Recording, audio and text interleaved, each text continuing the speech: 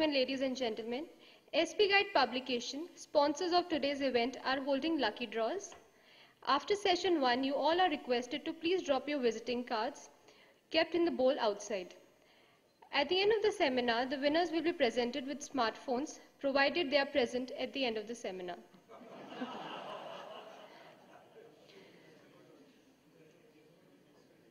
We will now start with first session of today's seminar.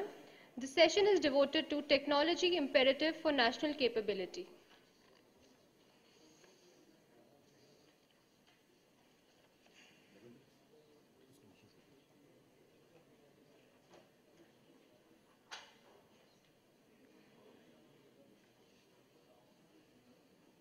All eminent speakers to please come up on stage and be seated for session 1. Our first speaker for this session is Major General P.K. Srivastava, Additional DG-RT, who will be speaking on sensors, utilization and trends. Major General P.K. Srivastava was commissioned in the Regiment of Artillery in June 1979.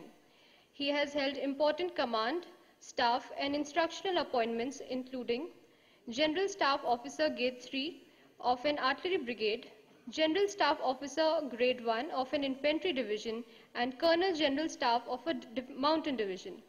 Deputy Military Secretary at Integrated Headquarters of Ministry of Defence, New Delhi. He commanded a medium regiment, a missile brigade and a mountain artillery brigade in high altitude area.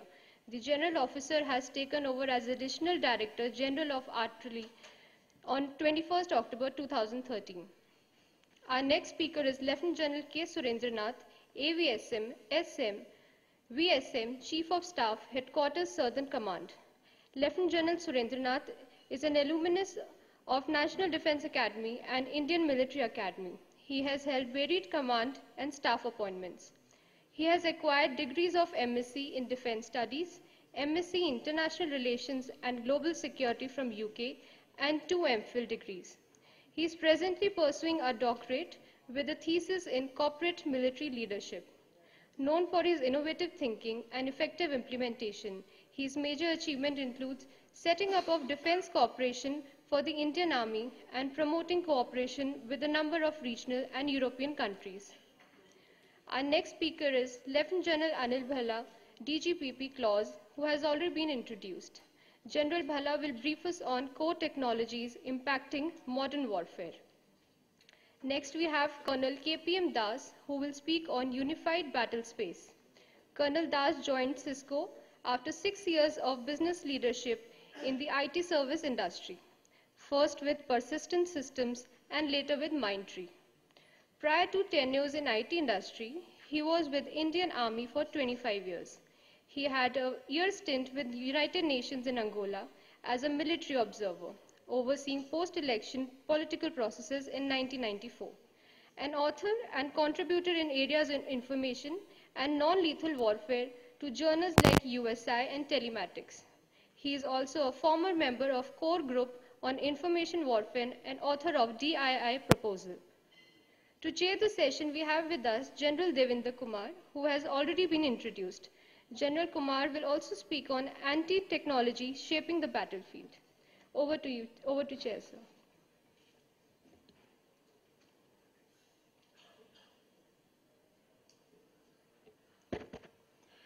Morning, ladies and gentlemen. It's indeed a pleasure for me to chair this session on technology imperative for national capability, which could also read imperative for national security.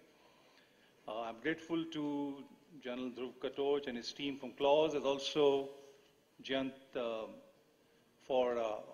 from the SP Guide publication for the second year running on this particular seminar on digitization. The relevance of technology in the warfare has also its centrality in establishing and maintaining military capability and preparedness is well known. Historically, however, India seems to have missed the Industrial Revolution as far as the establishment of a viable military-industrial complex based on the homegrown technologies is concerned. We also seem not to be doing very well in the ongoing information revolution as far as development of indigenous technologies and their production. We still have glaring strategic deficiencies, and our defense forces continue to depend on the imported equipment and systems. This has issues of availability, stability in our operational environment, integration with existing systems, something which General Balla referred to in the morning, maintenance and upgradation, and so on. The government has done well in stating the necessity of indigenization up to 70% by the year 2020, and the services have released their wish list of technologies and capabilities to be developed up to 2027, with a view to attract the private sector investment and establishing of a strong manufacturing base, which will not only meet the requirements of our own defense forces, but also promote exports. This is a welcome and necessary first step, but then what next? It reminds me of the Arab-Israeli war, where the Egyptian forces repeatedly rehearsed the crossing of Suez Canal, which they actually did, but they did not know what to do thereafter. So it seems we have sent out the list, but I have not seen really any traction in the follow-up of the desire of indigenization and the list that is taken out by the services. Let's just say, what could be the definition of technology? A broad definition that I have coined in this particular seminar: technology, in a sense, is a process of manipulating the material world, space, and cyberspace for human purposes. Whether it does good or bad depends not on the technology, but what humans choose to do with it. Now, I'll just noted down a few characteristics of technology, which will then guide the discussions further. Technology changes warfare, but it does not determine warfare, neither how it will be conducted, nor how it will turn out. Those are the things of leadership and other things. Technology shape warfare and not war. War is timeless and universal. Technology can deter war. Technology and warfare have never been far apart. And this is something which is the theme of the seminar, this particular session. Possession of necessary technology to prevail in any conflict is a national security imperative. Technology has a direct relationship with power. It has caused division of mankind into ruler and ruled. You have the example of the drone strikes, and you have the example of monitoring, the NSA monitoring the communication. That's just an extension of power by a particular nation. No nation will part with this critical technology. So let's just register that very well in our mind and not talk about technology transfer and all those kind of things. A technology apartheid exists in this world. One way to make up for lost time and opportunity is to enter into co-development, and other through though considered unethical by many, technological intelligence. And I'm not suggesting that, but what the Chinese have done, 40 billion worth of technology theft in 3 years. And they got almost all these systems going, and they're exporting. Nations have to develop technology absorption capabilities to include manufacturing base, facilities, skill sets availability. Again, General Balla touched upon that. And the enabling policies. Now, whether we have gaps or not is something we can discuss. In this age of globalization, it will be economically inefficient for each nation to develop the whole spectrum of indigenous technology infrastructure. Given the interplay of sensitive technologies in ever-changing international security calculations, it is important for developing countries like India to develop core competencies in critical and sensitive technology areas. In the present environment, civilian R&D is often ahead in most technological areas. Hence, military can adapt these technologies by appropriate modification and hardening. Hence, both dual-use technologies and civilian, that is COTS technologies, can not only cut down cost, development time, but also combat obsolescence, promote upgradation and integration. There's a little bit of a difference, which General Balla said in the morning, what I'm saying, but I think that's what the discussion is all about. This is relevant since in today's warfare, there is no concept of borders and all assets of the nation would come into play the first day of the war. The pace of development of technology is very high. Today, the half-life time of IC tech technology is less than 2 years. This raises issues of technology absorption, obsolescence management, skill set management, procurement policies, etc. For instance, you can't have an IC tech system being compared with, let's say, induction of a tank as far as your procurement concerns, because then you'll get technology which is really outdated. Operationalization of technology requires intimate knowledge and expertise in system integration and large-scale system integration. This requires knowledge and experience which may take years to develop and is seldom ever shared. Even in globalization, while you may be part of a supply chain, but never would they let you integrate a system. So therefore, also there are two things that I just wrote in the morning. Technology can be outdated with the development of warfare. There's a very strong feeling amongst a group of thinkers that the network-centric warfare is actually past because of the evolution of asymmetric warfare and cyber warfare. And technology also scares a certain amount of people, and hence reluctance to really know about technology. The present-day battlefield is characterized by a very wide area, short duration conflict, battlefield transparency, long-range lethal and precision strikes with no remorse, least collateral damage, and so on. Amongst the technologies that are at the core of the modern-day warfare capability are sensors and seekers, platforms, inertial navigation, etc. More importantly, we need to understand in Indian context how systems employing this technology will be fielded and exploited in an integrated manner. In a theater, as also how would a unified battle space evolve, bringing in the necessary synergy and information sharing to create a common picture and the requisite effects. As students of warfare, no deliberation can be complete without discussing as how can we minimize or negate the effects of this modern technology. We therefore have included in this schedule a talk on anti-technology, a word that I coined way back in 2005. To address these issues, ladies and gentlemen, we are fortunate to have highly qualified and experienced panelists. Each speaker will be speaking to you for about 20 minutes to convey his viewpoint. At the end of the session, we look forward to questions and comments from the audience. With that as introduction, I would now call upon General Srivastava, who will be talking on sensors, utilization, and trends. Over to you.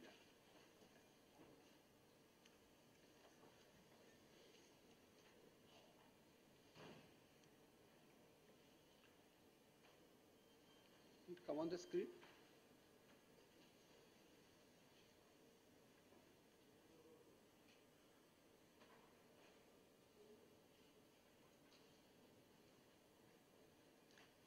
Good morning, ladies and gentlemen. It is indeed a matter of great pride and privilege for me to share my experience in utilization of sensors that we hold in the Indian Army today. My talk is more at ground level. It is pegged at realities and the problems that we have faced. Next. This is a menu list of the sensors that we have. Point to note is that every soldier is a sensor. This is the first input or a realization that each one of us should have.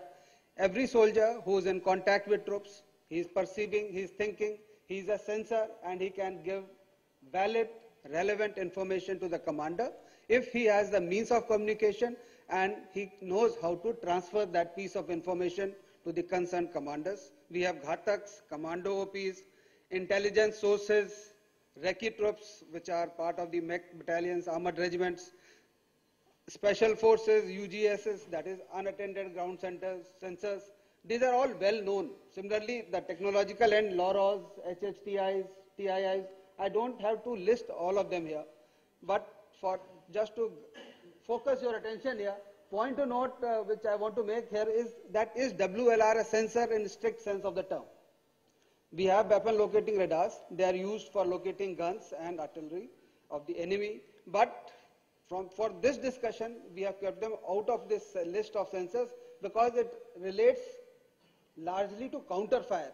And counterfire does not become part of the ISR, that is end surveillance and REGI, because WLRs, as also the sound equipments that we have, they are not really the sensors for ISR point of view. And as a matter of academic interest, we keep WLRs as part of the counterfire.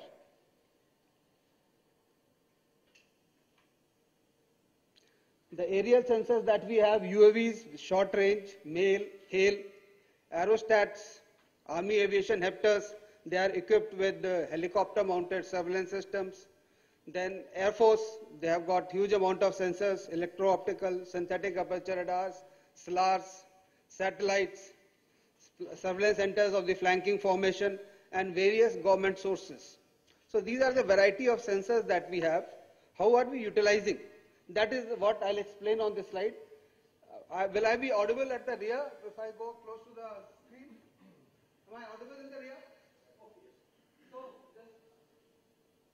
some of the writings are not visible here. Want to use this?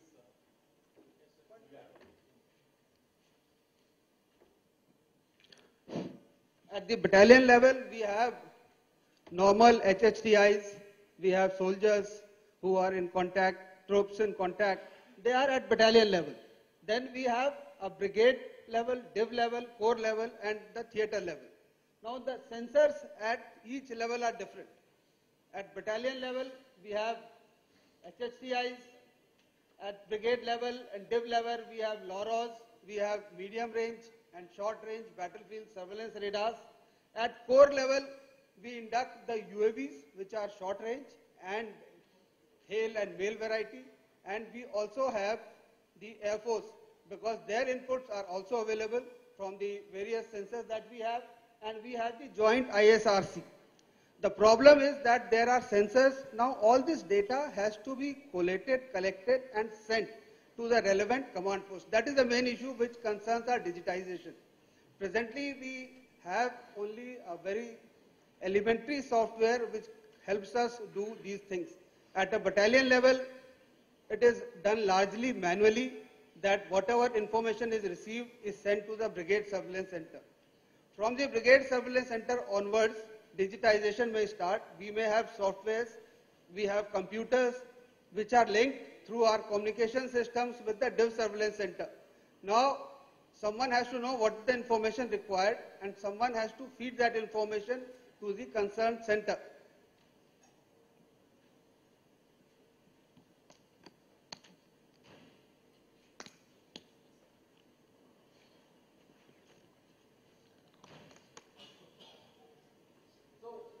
That has been evolved is that we have a system of ISR request.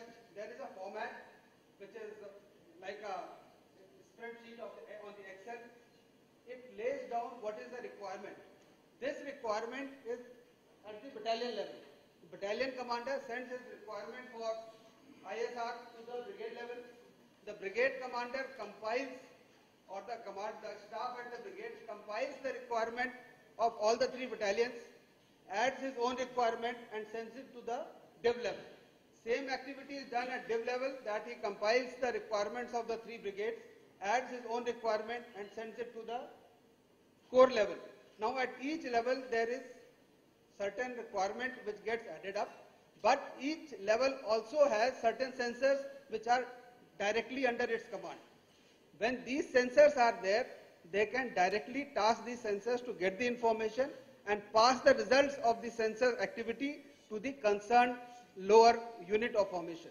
But the requirement of information is more as we go higher and higher. The requirement of a theater commander, the requirement of the corps commander, requirement of the div commander, they are different. They concern different levels of depth. They concern different types of information. And therefore, there has to be a software, and it has to be active round the clock. And it need not be done once in 24 hours or once in 12 hours. that is a normal system.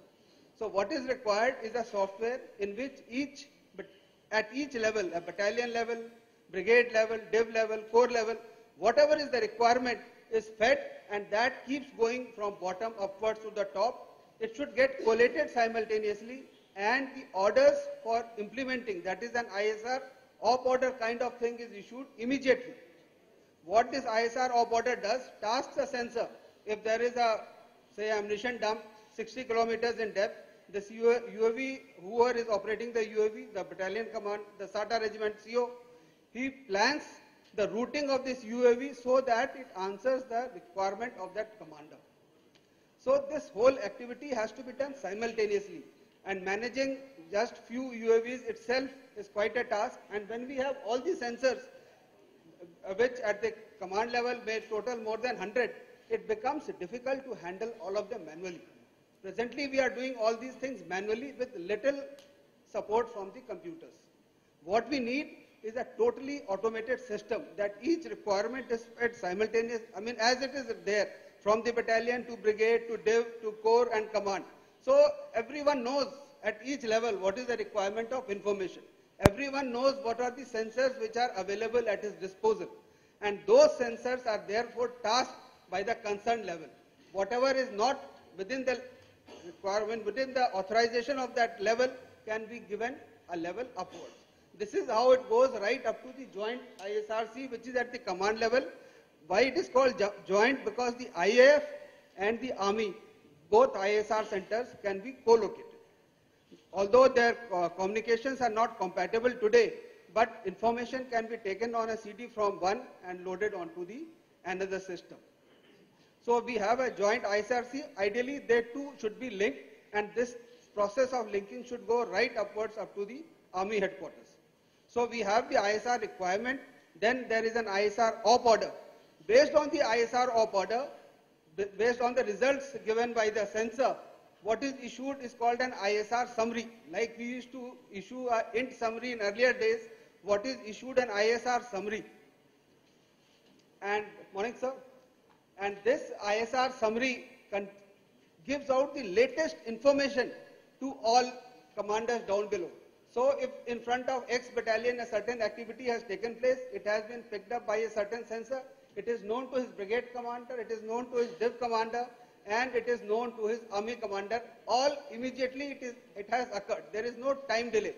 So what is required is a common operations picture. This is what we call COP. It is like a map on which every activity which is taking place is being fed by the person who is feeding, that is at various levels, and all the commanders from battalion to the theatre commander know this activity has taken place on the map simultaneously in real time.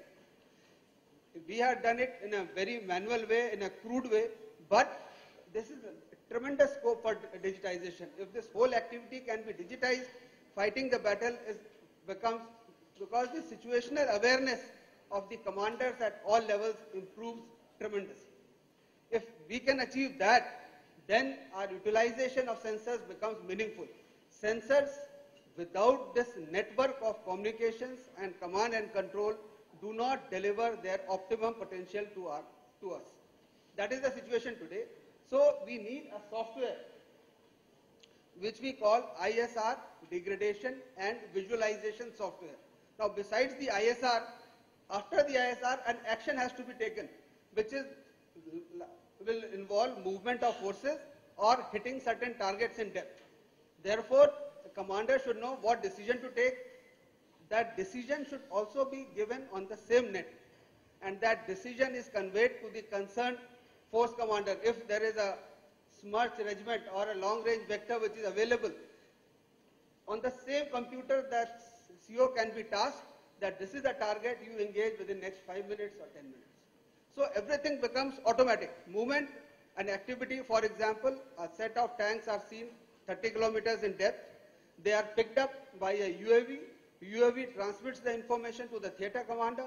Theatre commander has seen the imagery. He has seen its location, been confirmed by, in case there are SFs, immediately a regiment, which is long range vector, is tasked, or Air Force is tasked, or we can task our attack captors, and they go and destroy the target which has come up.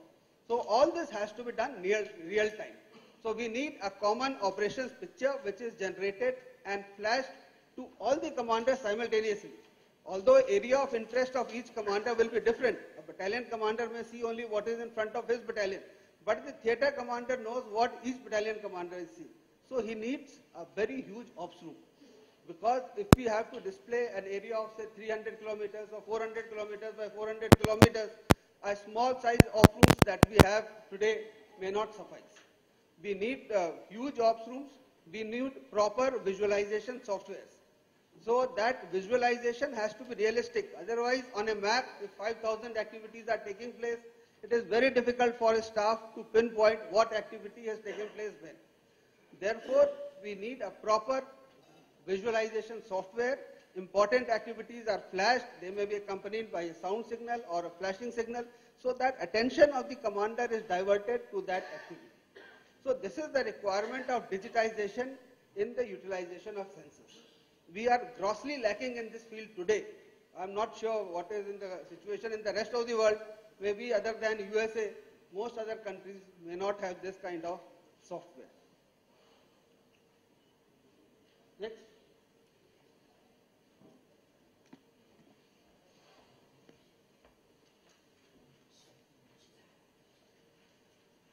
Having covered the utilization aspects, let me cover some trends.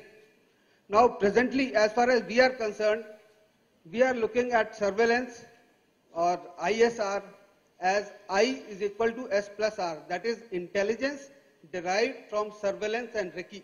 This is our state of understanding of ISR today.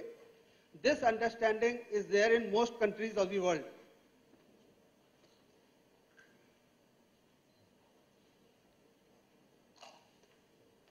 If we are slightly more advanced, then our understanding would be ISR is equal to int plus surveillance plus recce. That means int staff, the surveillance staff, which is largely artillery, and recce, all are controlled by one headquarter, by one set of staff officers and under one commander. Presently, other than US Army, I don't think anyone has this understanding of ISR, that is, ISR is I plus S plus R. If we take it further, or some people, they understand it is recce plus intelligence plus surveillance plus target acquisition. That means RT staff becomes more dominant in this kind of understanding of ISR. There's another understanding, that is I plus R plus I. In this, the second I is info warfare. We have info warfare staffs now posted in various locations.